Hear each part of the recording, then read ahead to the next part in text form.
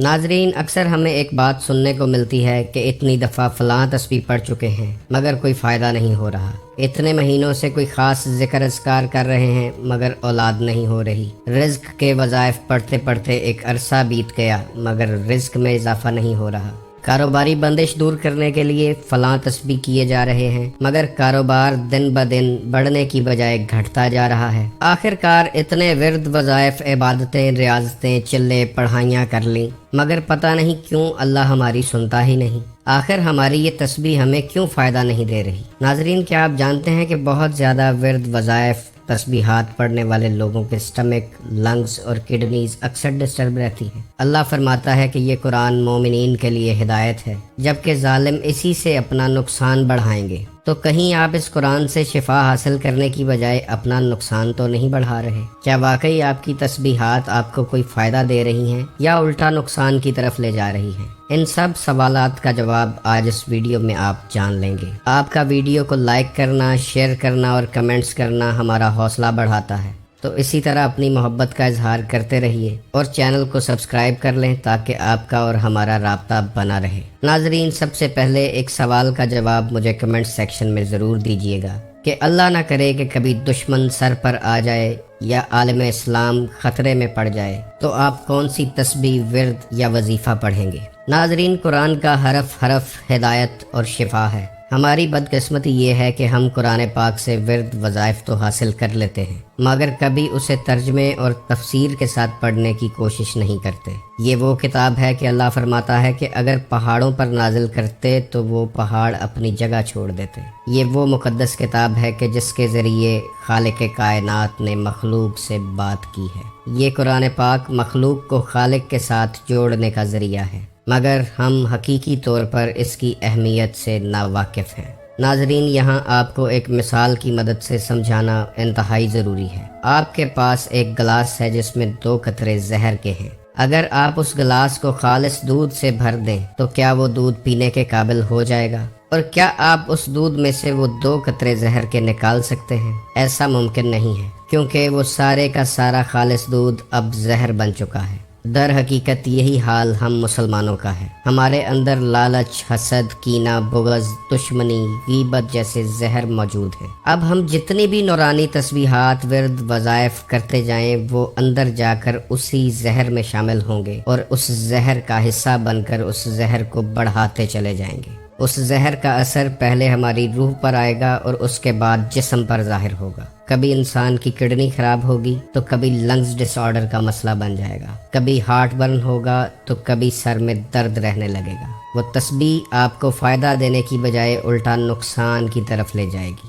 یہی وجہ ہے کہ اللہ نے فرمایا کہ لوگ اس قرآن سے اپنا نقصان یا خسارہ بڑھا لیں گے۔ وہ خالق کائنات جو کہتا ہے کہ میں 70 ماؤں سے زیادہ پیار کرتا ہوں، تو آپ سوچیں کہ ایک ماں اپنے بچے کو تکلیف میں دیکھ لے تو بچے کی چیخ سن کر فوراً سارے کام چھوڑ کر بھاگی چلی آتی ہے، تو وہ خالق اکبر جو 70 ماؤں سے زیادہ پیار کرتا ہے وہ کیوں ہمارے دکھ، درد، پریشانیوں پر نہیں پہنچتا؟ کیوں ہمارے مسائل دور نہیں ہوتے؟ اگر وہ 70 ماؤں سے زیادہ پیار کرتا ہے تو اسے ہماری داد رسی کے لیے فوراً پہنچنا چاہیے۔ کیوں اسے بلانے کے لیے تسبیح کے دانوں پر لاکھوں دفعہ پکارنا پڑتا ہے؟ اس کا مطلب ہے کہ ہمارے اندر ہی کوئی نہ کوئی کمی رہ گئی ہے، کیونکہ وہ تو کہتا ہے کہ میں سمیع و بصیر ہوں، میرے جیسا اعلیٰ سماعت والا کوئی بھی نہیں ہے، تو پھر کیسے ممکن ہے کہ وہ ایک دفعہ میں ہماری پکار نہ سنے؟ جو فرما رہا ہے کہ انی قریب، میں انسان کے بہت زیادہ قریب ہوں،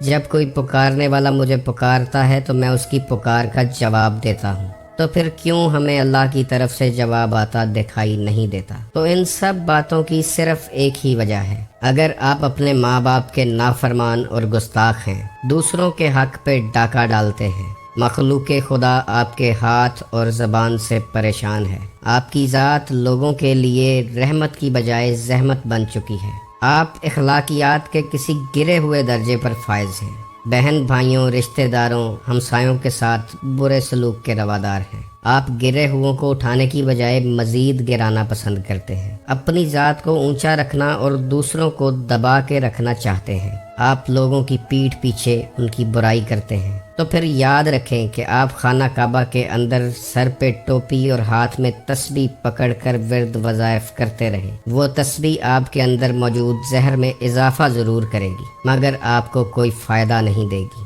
دین اسلام میں ہمیشہ پریکٹیکل کو پریورٹی دی گئی ہے۔ اگر کبھی دشمن سر پہ آ جائے یا دین اسلام خدا نخواستہ خطرے میں پڑ جائے تو اس وقت آپ دشمن سے یہ نہیں کہیں گے کہ ٹھہر جاؤ، مجھے دشمن سے بچاؤ کا ورد یا وظیفہ پڑھ لینے دو، بلکہ اس وقت آپ کو جواب تلوار یا ہتھیار سے ہی دینا ہوگا۔ یہی وجہ ہے کہ خندق میں حضرت علی علیہ السلام نے پریکٹیکل کر کے دکھایا تھا۔ خندق میں ان کی ایک ضرب ثقلین کی عبادت سے افضل ہو گئی تھی۔ اس لیے انسان کو یہ دیکھنا چاہیے کہ وہ پریکٹیکلی کیا ہے۔ سخی سلطان باہو رحمت اللہ علیہ فرماتے ہیں، تسبیح پھری تے دل نہ پھریا، کی لینا تسبیح پڑھ کے ہو، علم پڑھیا تے ادب نہ سکھیا، کی لینا علم نو پڑھ کے ہو، چلے کٹے تے کچھ نہ کھٹیا، کی لینا چلیاں وڑ کے ہو، جاگ بنا دودھ جم دے نہ باہو، بھامے لال ہوون کڑ کڑ کے ہو۔ اگر تسبیح نے آپ کا دل نہیں پھیرا تو اس تسبیح کا کوئی فائدہ نہیں۔ ناظرین، یہاں آپ کو ایک اور مثال دینا بہت ضروری ہے۔ ایک صوفی درویش ایک مسجد کے سامنے سے گزرا تو وہاں کا امام تسبیح پر اللہ اللہ کا ورد کر رہا تھا۔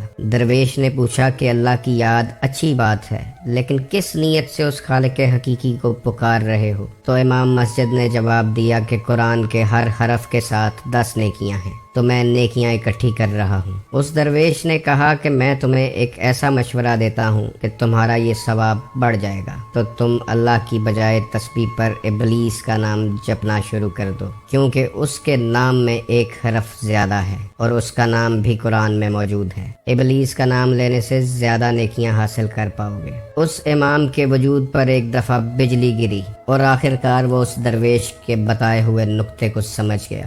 اسے یہ بات سمجھنے میں زیادہ وقت نہیں لگا کہ رب رب کر دے بڈھے ہو گئے ملا پنڈت سارے، رب دا کھوج کھرا نہ لبھا، سجدے کر کر ہارے، رب تے تیرے اندر وسدا وچ قرآن اشارے، بلے شاہ رب اونوں ملسی جڑا اپنے نفس نو مارے۔ سو ناظرین، سب سے پہلے اگر کوئی کام کرنا ہے تو اپنے کریکٹر پر کریں، کیونکہ کردار ہی انسان کی اصل ہے۔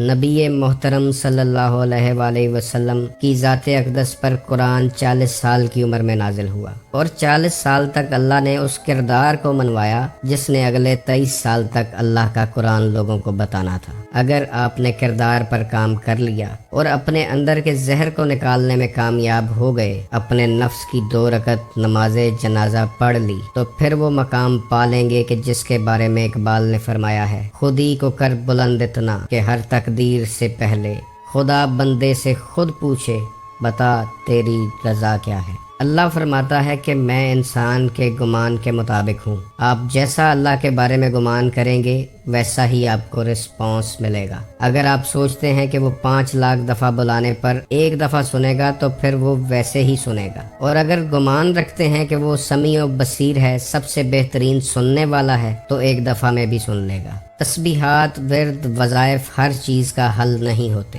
اگر آپ رزق بڑھانا چاہتے ہیں تو رزق کا راز بانٹنے میں پوشیدہ ہے، اسے محنت میں تلاش مت کریں۔ اگر آپ لوگوں کے لیے رحمت بن جائیں تو رحمت خدا بندی آپ کو خود بخود ڈھونڈ لے گی۔ لوگوں کو معاف کرنا سیکھیں تو اللہ آپ کو بھی معاف کر دے گا۔ لوگوں کی مشکلات دور کریں، آپ کی مشکلات خود بخود حل ہونے لگیں گی۔ لوگوں کے لیے رستے ہموار کریں، اللہ آپ کو صراط مستقیم پر لے آئے گا۔ لوگوں کے دکھ درد بانٹنے شروع کریں، آپ کی زندگی میں کوئی دکھ یا درد نہیں رہے گا۔ اور سب سے بڑھ کے اللہ سے تھوڑا سا پیار کر لیں، اسے بدلے میں آپ سے ڈھیر سارا پیار کرنا پڑ جائے گا، ورنہ قرآن پاک کی 114 سورتیں آپ کا کچھ نہیں کر سکتی۔ اگر آپ کو